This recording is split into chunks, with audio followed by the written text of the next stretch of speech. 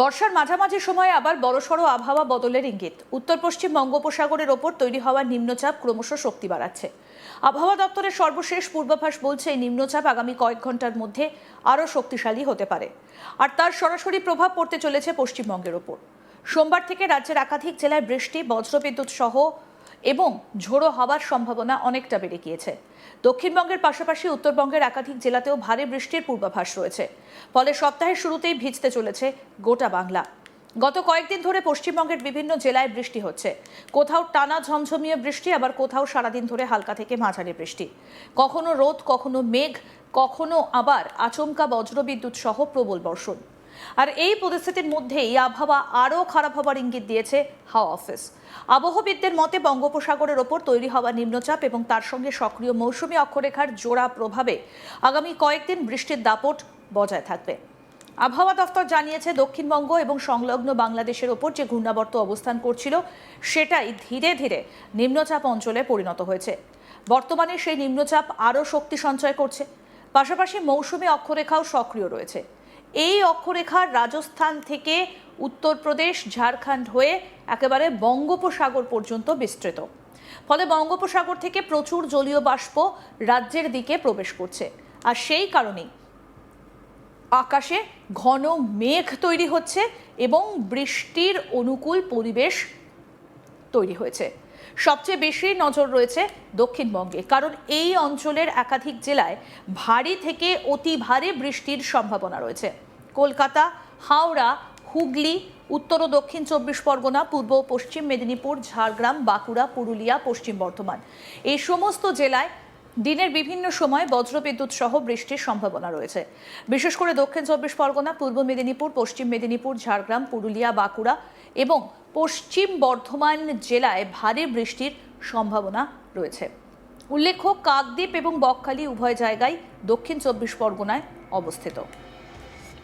আবহাওয়া দফতর জানিয়েছে, এই জেলাগুলোতে কোথাও কোথাও 7 থেকে 11 সেন্টিমিটার পর্যন্ত বৃষ্টি হতে পারে। এর সঙ্গে ঘন্টায় 40 থেকে 50 কিলোমিটার বেগে ঝোড়ো হাওয়া বইতে পারে।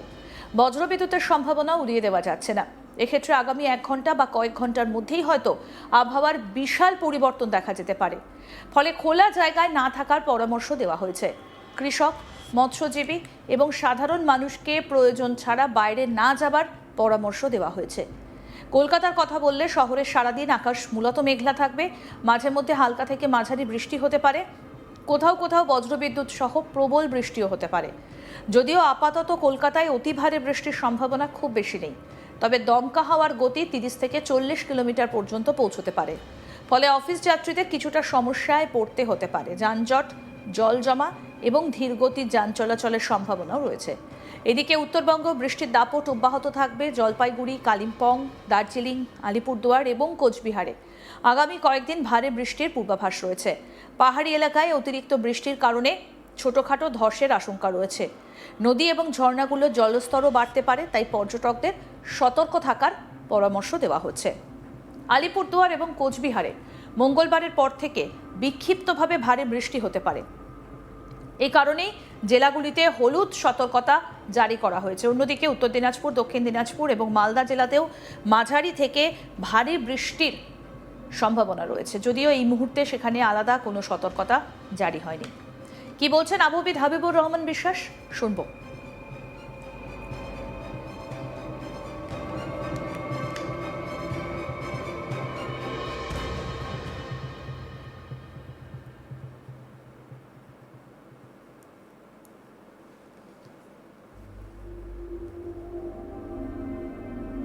সাতাশ তারিখেও ভারী বৃষ্টিপাতের সতর্কতা রয়েছে দক্ষিণবঙ্গের জেলাগুলোতে। এখানে মূলত পশ্চিমের জেলাগুলো বাঁকুড়া, পুরুলিয়া, পূর্ব পশ্চিম মেদিনীপুর, ঝাড়গ্রাম, পশ্চিম বর্ধমান, তার সঙ্গে দক্ষিণ 24 পরগনাতেও হওয়ার সম্ভাবনা থাকছে। আর 27 তারিখের পরে আবার দক্ষিণবঙ্গে বৃষ্টিপাত কিছুটা কমতে পারে। 27 তারিখ থেকে আবার উত্তরবঙ্গে 1-2 জায়গায় করে ভারী বৃষ্টিপাতের সম্ভাবনা রয়েছে। জলপাইগুড়ি, দার্জিলিং, মূলত উপরের 5টা জেলাতে 1-2 জায়গা করে হওয়ার সম্ভাবনা রয়েছে। 27 তারিখেও ভারী বৃষ্টিপাতের সতর্কতা রয়েছে দক্ষিণবঙ্গের জেলাগুলোতে। এখানে মূলত পশ্চিমের জেলাগুলো বাঁকুড়া, পুরুলিয়া, পূর্ব পশ্চিম মেদিনীপুর, ঝাড়গ্রাম, পশ্চিম বর্ধমান, তার সঙ্গে দক্ষিণ 24 পরগনাতেও হওয়ার সম্ভাবনা থাকছে।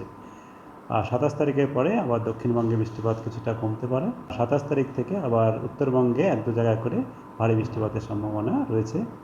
জলপাইগুড়ি, দার্জিলিং, মূলত উপরের 5টা জেলাতে 1-2 জায়গায় করে হওয়ার সম্ভাবনা রয়েছে।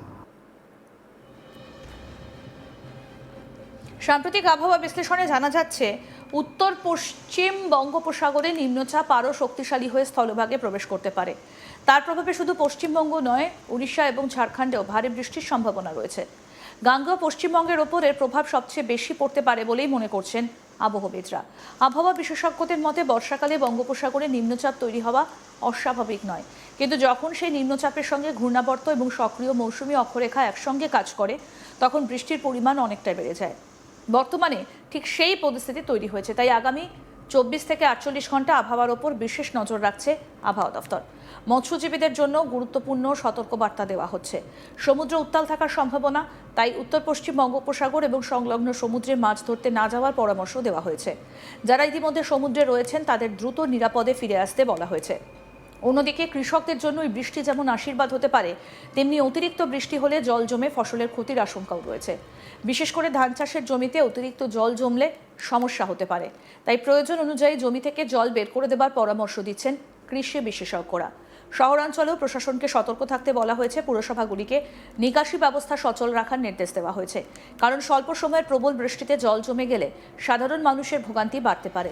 বিদ্যুৎ বিভ্রাটের আশঙ্কাও থেকে যাচ্ছে, তাই বিদ্যুৎ দফতরকেও প্রস্তুত থাকতে বলা হয়েছে।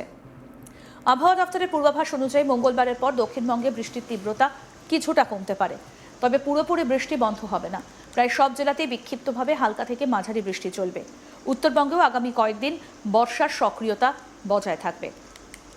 সব মিলিয়ে সপ্তাহের শুরুতেই নিম্নচাপের জোড়া প্রভাবে আবারও ভিজতে চলেছে পশ্চিমবঙ্গ। দক্ষিণবঙ্গে ভারী বৃষ্টির সম্ভাবনা, উত্তরবঙ্গে টানা বর্ষণ সঙ্গে বজ্রবিদ্যুৎ এবং দমকা হাওয়া। সব মিলিয়ে আবহাওয়া থাকবে বেশ অস্থির, তাই প্রয়োজন ছাড়া বাইরে না যাওয়াই ভালো। বেরোতে হলে ছাতা বা রেইনকোট সঙ্গে রাখুন। বজ্রপাতের সময় গাছের নিচে বা খোলা মাঠে দাঁড়াবেন না। স্থানীয় প্রশাসন এবং আবহাওয়া দফতরের নির্দেশ মেনে চলুন।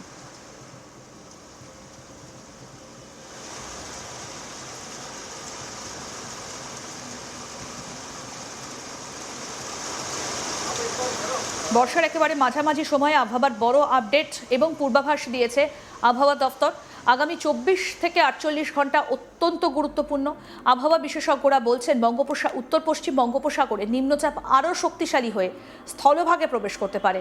তার প্রভাবে শুধু পশ্চিমবঙ্গ নয়, ওড়িশা এবং ঝাড়খণ্ডেও ভারী বৃষ্টির সম্ভাবনা রয়েছে। গাঙ্গেয় পশ্চিমবঙ্গের ওপর এর প্রভাব সব থেকে বেশি পড়তে পারে বলে মনে করছেন আবহবিদরা।